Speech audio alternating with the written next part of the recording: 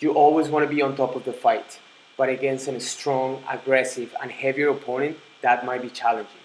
If you must be on the bottom, have your opponent between your legs, control his head, control his arm, and keep your head off the ground.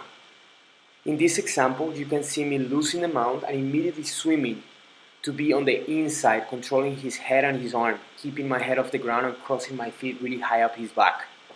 If he swims, I swim. But if he challenges the head control, I switch hands on the head first and then I swim. This is home base. This is phase one. Notice how I use my legs to open spaces so that it's easier for me to swim and close spaces so that it's harder for him to swim. I need to be on the inside if I want to be safe. If I feel that the arm that I'm not controlling is trying to rip back and punch me in the ribs, I need to go to phase two. In phase two, I wedge my feet on his hips and I cup his triceps. I keep my knees far apart to keep his hands far away from my face.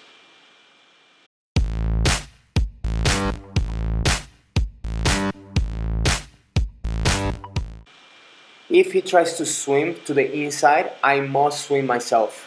If I feel like he's trying to reach my face or put weight on me, I immediately drop him back to home base, to phase one, where I'm the safest, where I'm just resting on the ground and not spending much energy.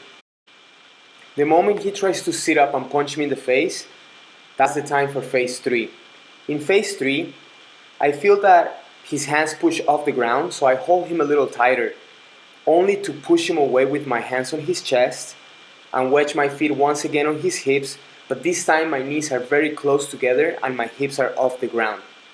I cover my face just in case, and as soon as possible, I must drop him back to phase one for safety. Your opponent might want to stand up away from you and come back with a punch in the face. In this case, you go to phase four. In phase four, your feet are wedged on his hips once again, your legs are strong and slightly bent, and you keep your hips on the ground and protect your face. Your opponent will start driving weight, and when he does, it's the moment to, in a controlled manner, let him back into home base, into phase one. Notice how I drop my hips in my transition from phase three to phase four. If your opponent is standing in phase four and not committing to the punch, kick them away. Make them go far so you stay safe. If they walk, use the same side foot in the direction that they're going and walk. If they get close, kick them away. If they switch directions, switch feet and keep the other foot up. If they happen to grab your ankle, use the rollover technique to cover yourself, stay safe, and let them eventually back to one. I have him in four, I kick him to phase five, and then he's reaching for my ankle. Once he reaches my ankle, I make sure my leg stays bent. And when he throws my leg to the side, I make sure that I bring my other leg over to stop him by posting my foot on his hip as he comes in for the punch.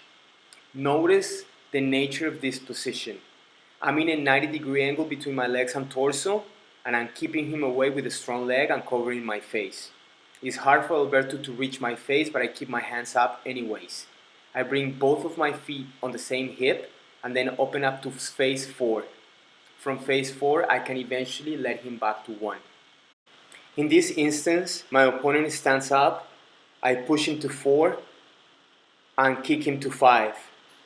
But then he decides to go for the knockout punch. I react by posting both of my feet on his hips and keeping strong legs. Cover my face and then let him back into one.